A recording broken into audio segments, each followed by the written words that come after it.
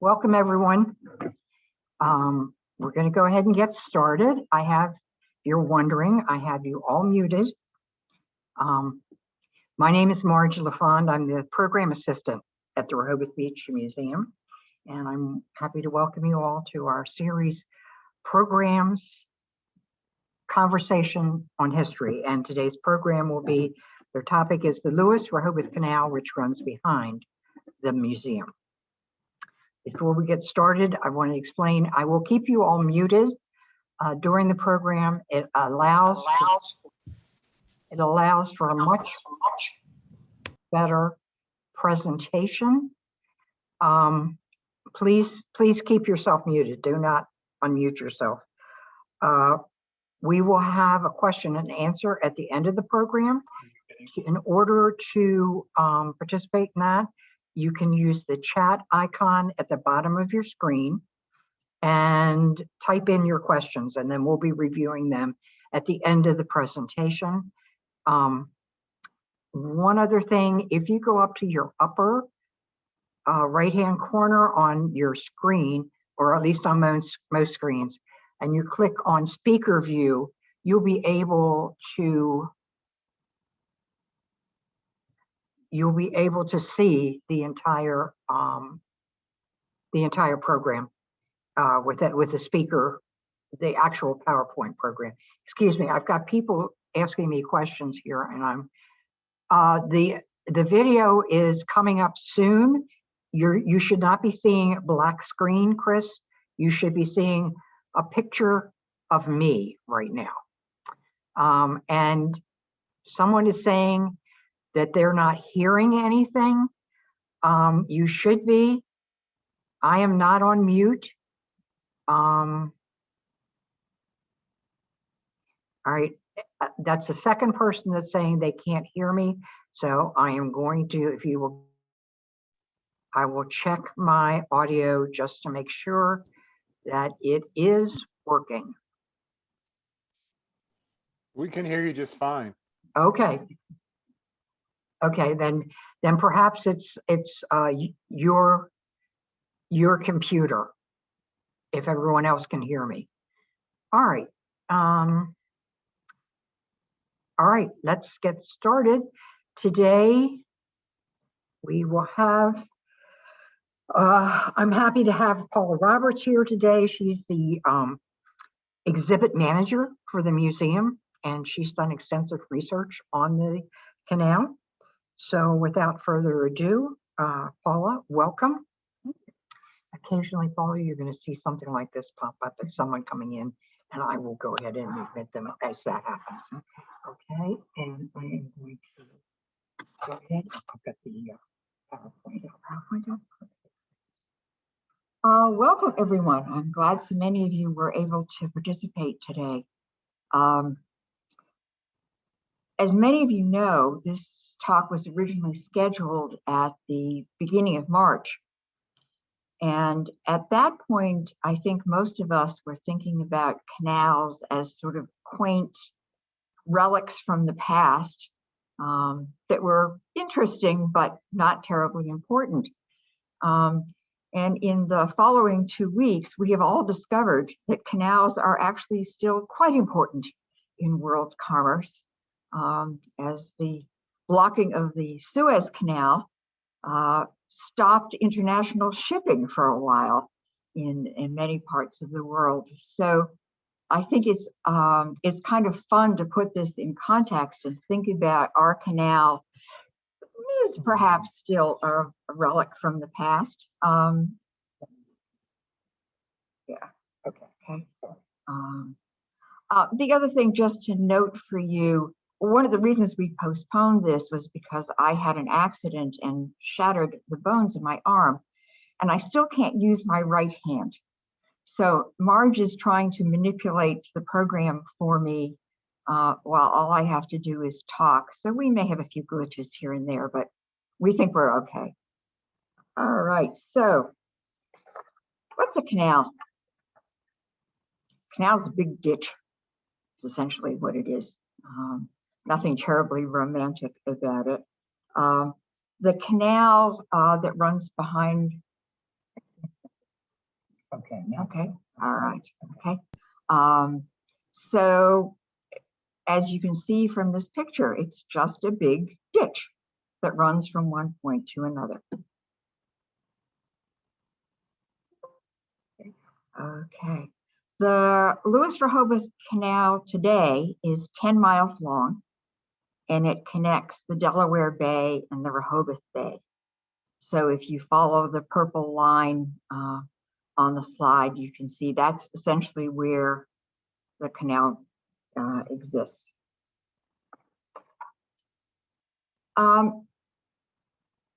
The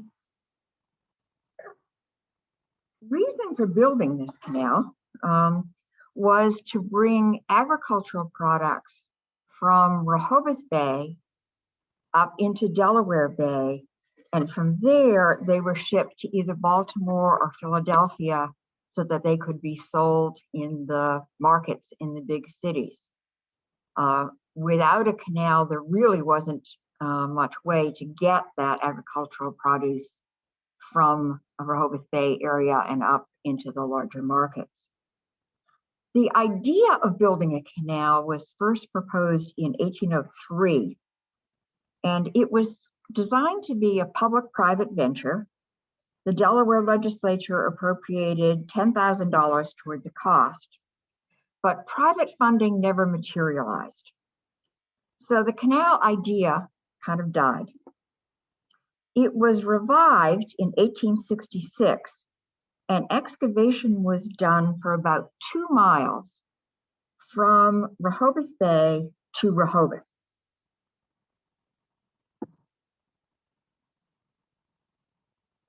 In 1912, with the backing of the U.S. Army Corps of Engineers, Congress approved funding to complete the canal. The partially completed canal was opened for business in 1916, but it wasn't fully completed until 1918.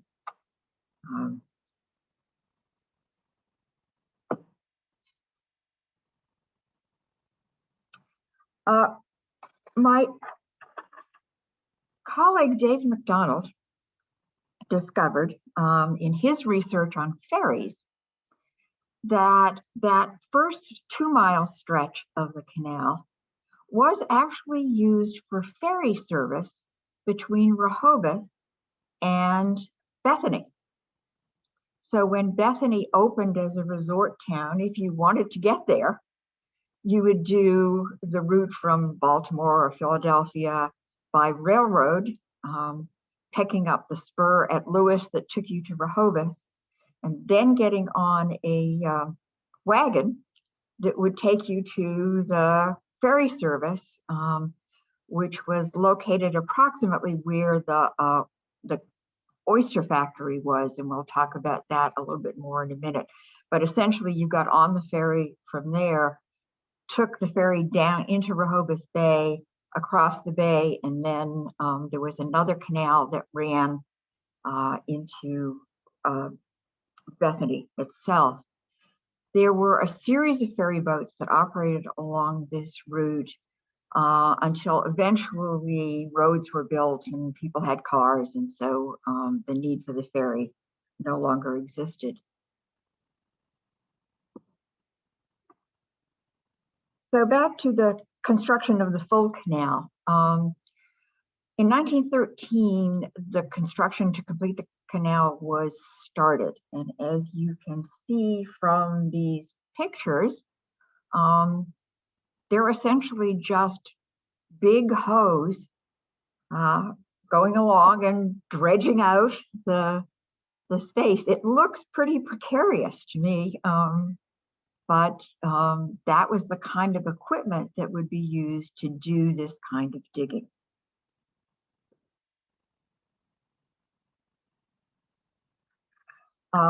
Obviously, that brought people from all over the country to do this kind of work because it was fairly specialized work. And so they had to have some place to live. And this is an example of one of the houses that housed the canal workers. It is, I believe, located somewhere on 2nd Street in Rehoboth in that area. So they were here for a couple of years and so had to have a place to live. Boating along the canal has always been popular. In the early days, locals used flat-bottom barges to travel and see the sights. Today, locals and tourists frequently use private boats on the canal, especially during the summer months. In addition, the Cape Water Taxi operates a number of boat tours, including a ride on the canal from Lewes to Rehoboth Bay and back. But on July 4th, 1917, this is what some of the locals would have been doing, riding one of those flat-bottom boats. The canal was also a place that attracted small children. And there are many wonderful stories from our collection of recollections of what it was like to be a child living along the canal. So this one is from Robert Holland. I'd like to tell you how my brother saved my life. I have many memories of going down to the canal crabbing. We would take a crabbing net, a bushel basket, some hand lines, and some fish heads for bait. And after a few hours, we would have a bushel of crabs. On one of those crabbing trips, when I was about 6 years old, I fell off the pier and nearly drowned. When my brother realized what had happened, he dove into the canal and found me under the water. I seem to remember slowly sinking down into the water, and the next thing I remember, my brother was holding me upside down, and my sister was pounding me on the back, and I was violently coughing up water. If I remember correctly, after that incident, we all continued crabbing.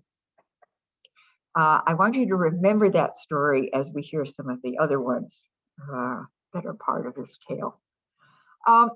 In the 1920s, because automobile traffic had increased so much and paved roads began to appear, there was also a need for a bridge for automobiles to come into Rehoboth.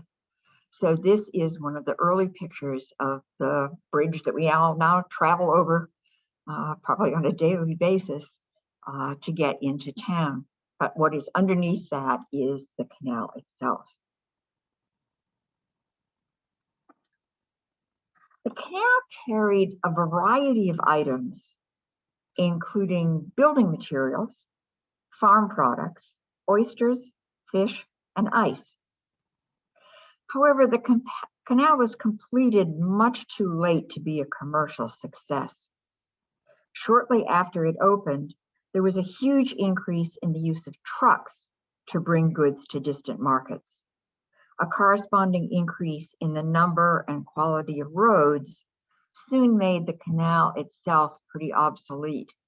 And you can see from this chart of the gross tonnage that traveled on the canal, it went up, it went down, it went up, it went down. The line for 1930 and those years in the early parts of the Depression really reflect the fact that the economy was in pretty bad shape and not much was moving.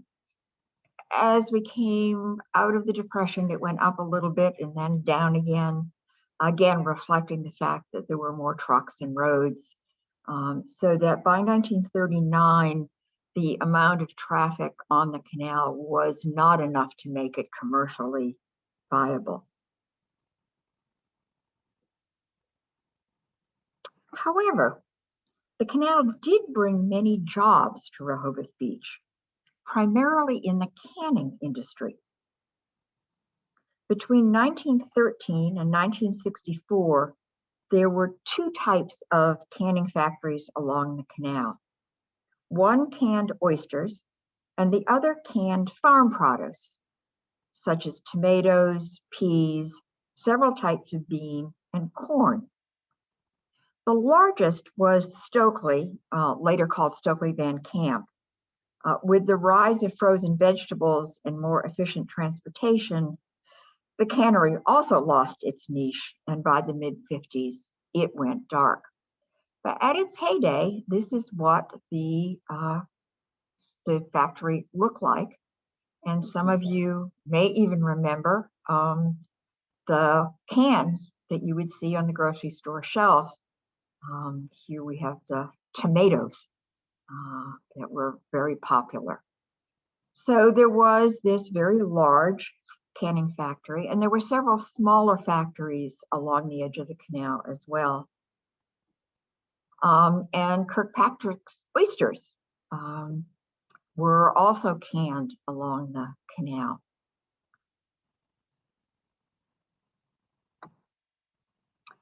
In addition to the shipping on the canal and the factory jobs in the canning industry, the Atlantic Ice Company ran an ice house next to the canal from the mid-1920s to the mid-1950s.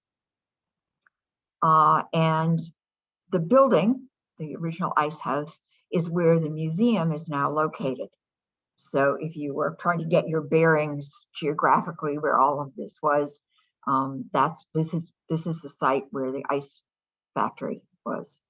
It manufactured ice, and then a series of drivers took the ice into town, went to individual houses and to businesses like grocery stores to bring ice that provide the cooling in the period before we had electricity and refrigeration was common.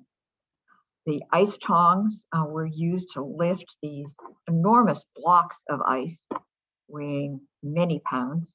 And what would happen is the driver would grab one of these blocks, maybe a 10 or 20 pound block of ice, and use the ice pick to chip it into smaller pieces.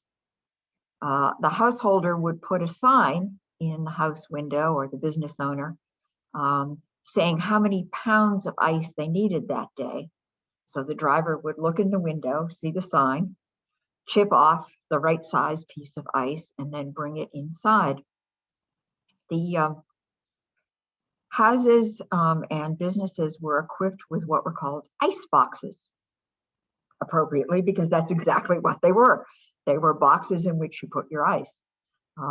You put your ice in the box, and then you'd store milk and eggs, things that were immediately perishable. If you had larger items that you wanted to store, you could actually bring them to the ice house.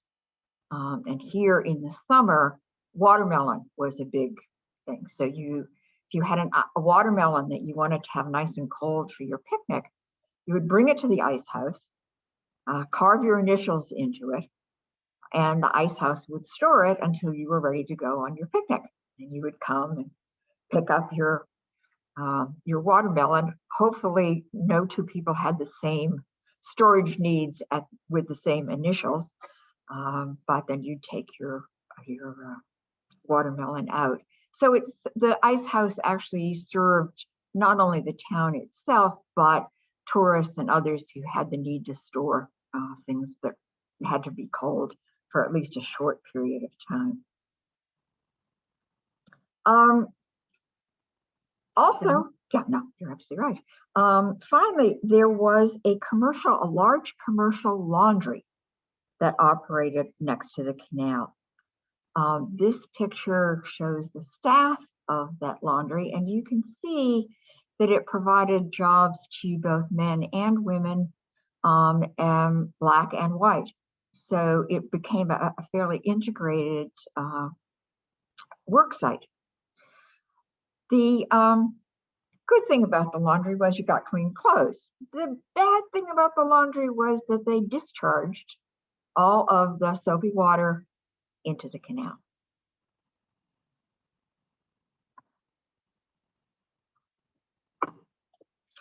So we remember the story about almost drowning in the canal. Here's another story of a Rehoboth childhood, this one from Evelyn Dick Thorogood. At that time, going out of Rehoboth on the right side of the canal, there was a public fishing pier. You could go there and catch eels and all kinds of slimy things. On the left-hand side was the laundry. There was this chute at this laundry where all the suds came down, and across the canal, diagonally, not straight across, was the canning factory. and all their stuff went into the canal. The bean hulls and the tomato peels and all that sort of stuff. And everything was going full blast, the laundry and the factory. There was so much soap that went down this slide that if it was slippery and I was playing around it and I slid into that thing right down that little slot down the side of the canal and into the water with all the soap suds and the tomato peelings and all that kind of stuff. A childhood adventure indeed. Now, if you want to sort of get a sense of where the things were that I'm talking about, this is a hand-drawn map that was done by Robert Holland, who was one of the kids who played along the canal at that time. So you can see what Evelyn was talking about with the Stokely factory, the bottom there, and diagonally across the laundry. Okay, so as she says, it was on a diagonal and stuff was coming out of both of them. Yes. Then there's the bridge, and then on the other side of the bridge is the ice factory. So they were, also using water from the canal. And then way farther down to your right is where the oyster factory was. So it was a distance from the Stokely cannery. And where the arrows are going is the canal, and that was his route as he was going crabbing in the morning, down and back up again. Now, you will also note on the far right-hand side, the town sewer outlet also emptied into the canal. So there's quite a bit going on there that was adding into the canal a lot of different kinds of waste products. So as you can imagine, probably today we wouldn't let our children play in the canal, but early on, no one was complaining. All right, so there's the lovely canal. And let's see here. You can see on the canal there are pleasure boats. So that was certainly one of the things that people use the canal for, as well as the commercial uses. Another activity along the canal was fishing. And not only did kids go out and do their thing, but there was a good deal of fishing along the canal itself.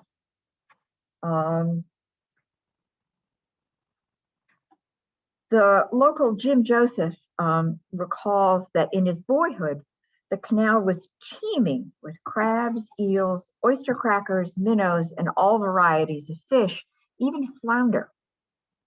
Local boys would earn spending money crabbing. Soft-shell crabs were a particular prize. Today, while the canal has fewer types of fish, you can still see anglers fishing in the canal. In fact, I was here on Monday looking out my window, which overlooks the canal, and there were a couple of guys out with fishing rods fishing in the canal. So that is clearly something that's still going on. So here's Jim's memory about crabbing. If someone mentions crabbing today, you think of a line of twine or a crab trap and a chicken neck, and you had to walk a distance doing a canal bank to find them. A lot has changed since then, and if you check out the canal, you will find it sadly empty of life. But in those days, it was teeming with crabs, eels, oyster crackers, minnows, and all varieties of flounder. Standard gear was a 10-quart galvanized bucket and a real crab net, not the kind the tourists bought. Our feet were so rough from going barefoot, we did not need any shoes, but some might wear a pair of old sneakers. The banks were sandy from the horse stables, which is now where the moped store is. and the oyster plant, which we saw on the map a bit ago. When I reached the end of the sand shore and came to the muddy marsh area, I would swim to the other side with my net and bucket and return. So what he showed us on the map was the route that he took and then came back.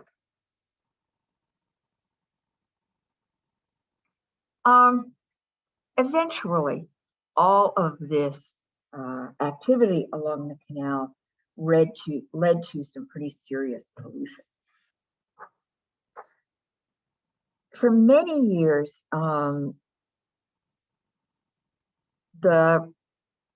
with the factories, the city of Rehoboth operated its wastewater treatment plant along the banks of the canal. The effluent from there was treated with chlorine, and then the chlorine was removed. Nonetheless, significant amounts of nitrogen and phosphorus remained in the cleaned water.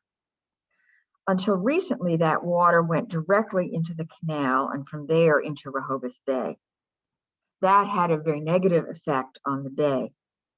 The water was polluted with nutrients, murky with algae, and unable to establish good, healthy bay grasses. In 1998, the Delaware Department of Natural Resources and Environmental Control, better known to all of us as DENREC, issued regulations that required elimination of this type of discharge into the Rehoboth Bay. After a good deal of wrangling, in 2002, DENREC and the city of Rehoboth Beach entered into a consent decree under which dumping treated wastewater into the canal was to end. In 2005, the decree was amended to allow the city to use the canal until 2014. Deciding what to do with the city's treated wastewater proved challenging. Ultimately, ocean outfall was chosen because the costs were low and the nutrients would not enter either the Rehoboth Bay or the Delaware Bay. Bethany Beach, Delaware, and Ocean City, Maryland operate similar outfall projects. So the water is now channeled directly into the ocean, hence ocean outfall. While it did not meet the 2014 deadline, the city did finish the project in mid-2018. The project consisted of a system of upgrades and new pumping stations at the old facility, a 24-inch main pipe to carry the water underground through the city to Dovell Beach, and another pipe system to pump the water 6,000 feet out into the ocean. The ocean pipe is buried about 40 feet deep, and at the end of the pipe, a diffuser system dilutes the effluent in a little more than 5 minutes. So the idea is by the time it has traveled and been cleaned and traveled and then piped out and then cleaned again, the water that actually reaches the ocean will be clean water and will not affect the content, negatively affect the content of the ocean water.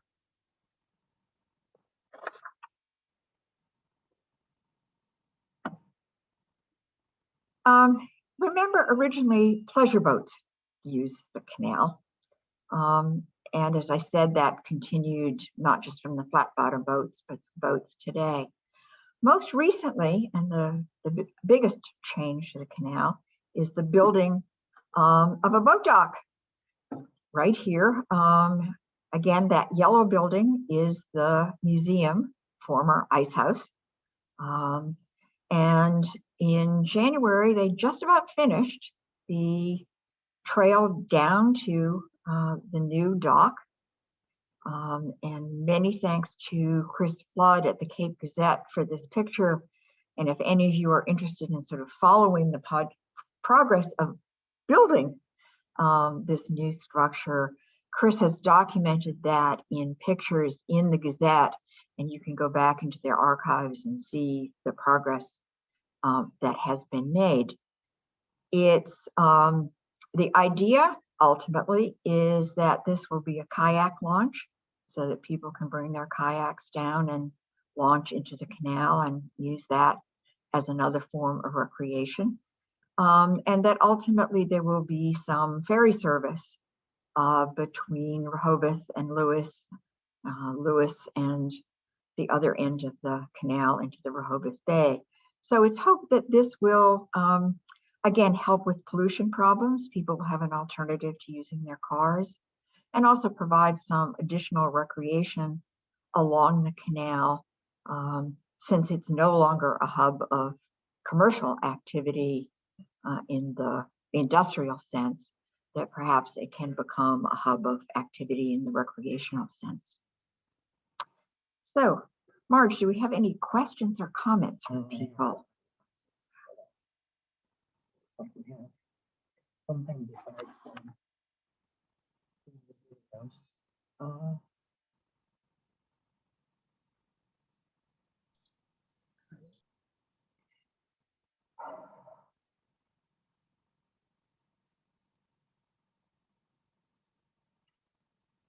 what was the second bridge so close to Rehoboth Avenue? There was a railroad bridge initially that took the, there was a spur of the railroad that went from Lewes into Rehoboth, and it obviously then had to cross the canal. So there was a railroad bridge initially, and the pilings for that bridge are still in the canal, I think, as you're looking at it head on, somewhat to the left of what you see in the picture of the new building. Oh.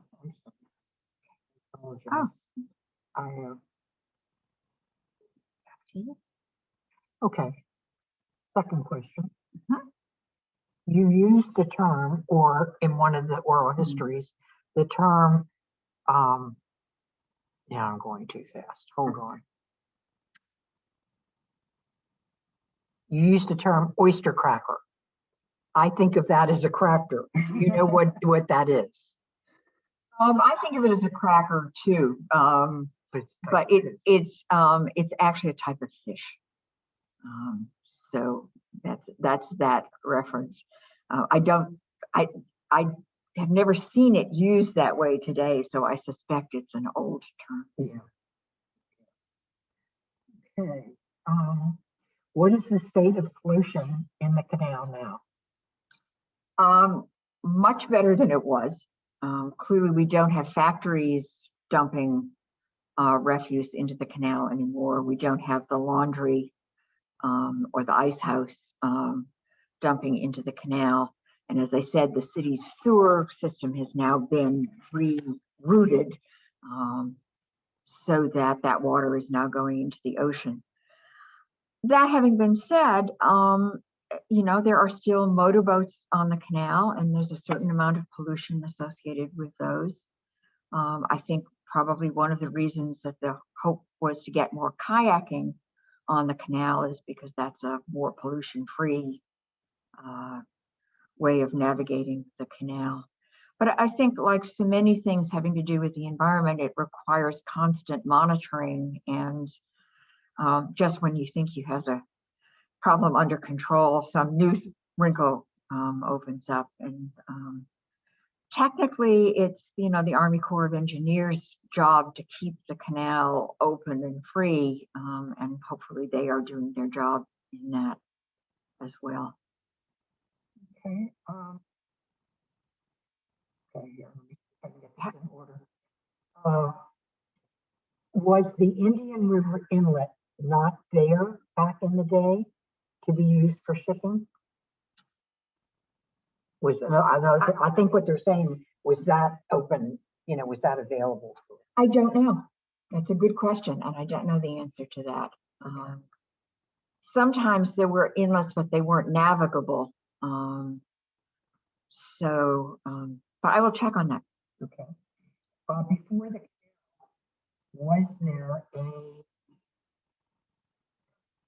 was there a stream to Lewes? Yes, there was.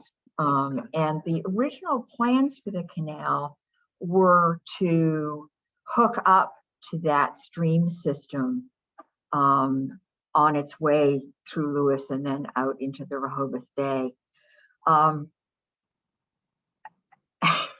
to put this? As we know today,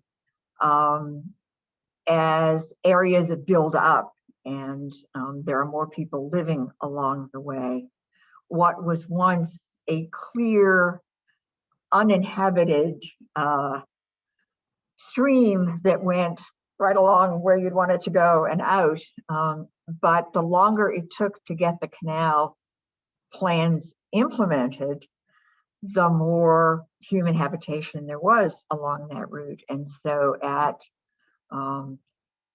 at many points along the way, there had to be renegotiations of how much of the old canal route was, the old stream route was going to be used and how much was going to be sort of rerouted in a different way.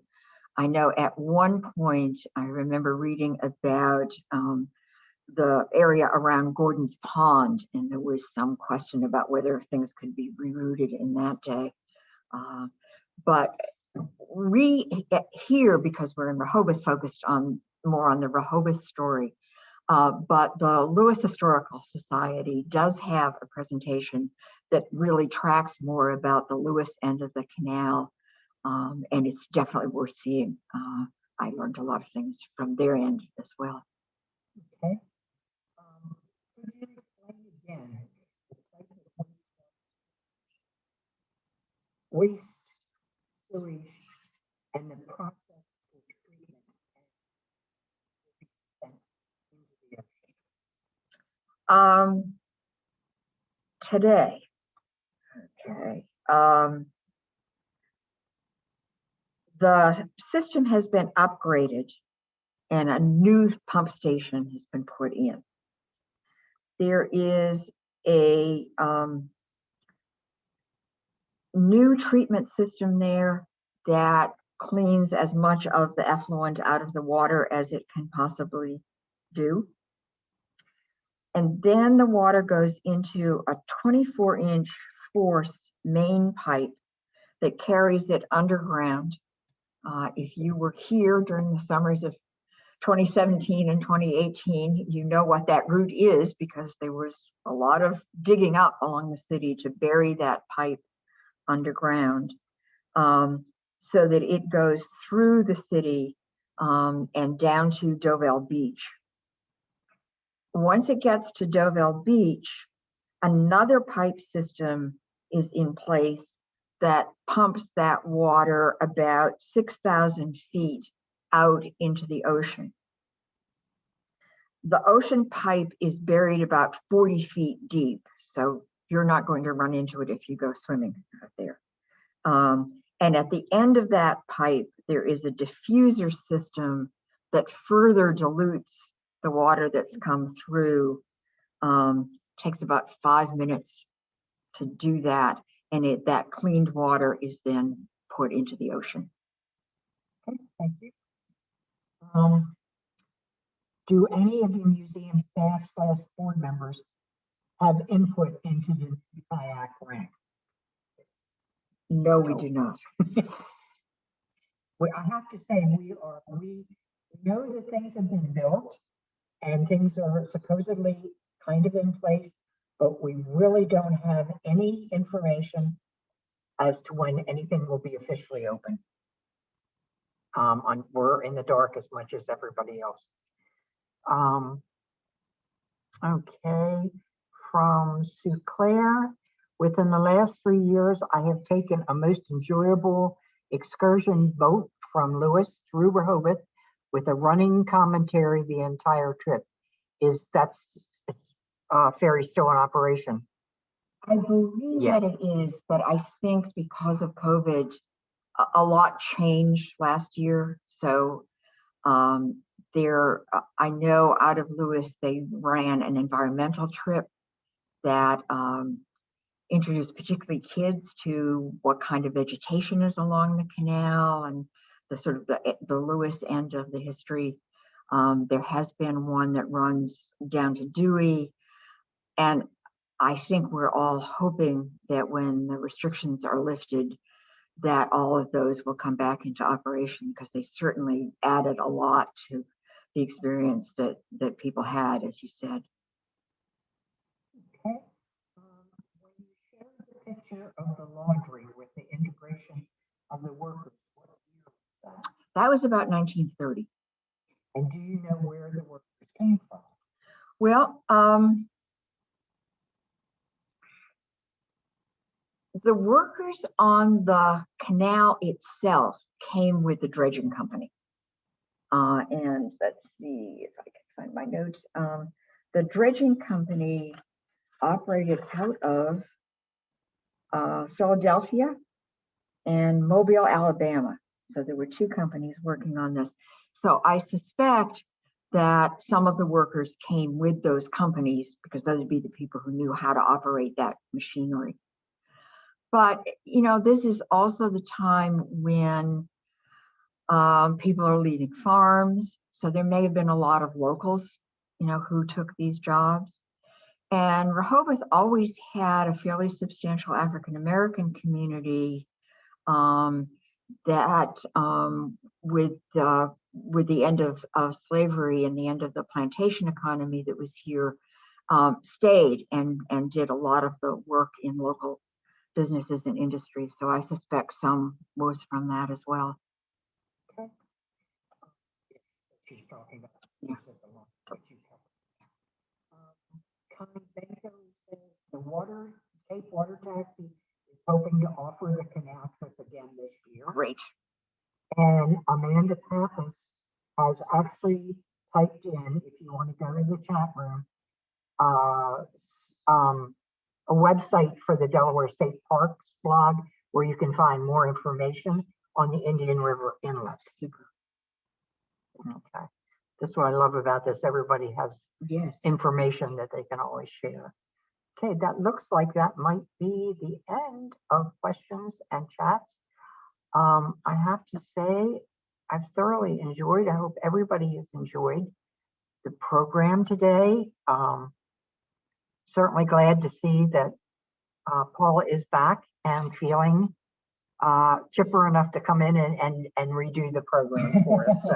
So thank you all for joining us, and hope to see you again at one of our other programs. Thank you very much. That was very nice. Thank you. Okay, that's it. And- Thank you.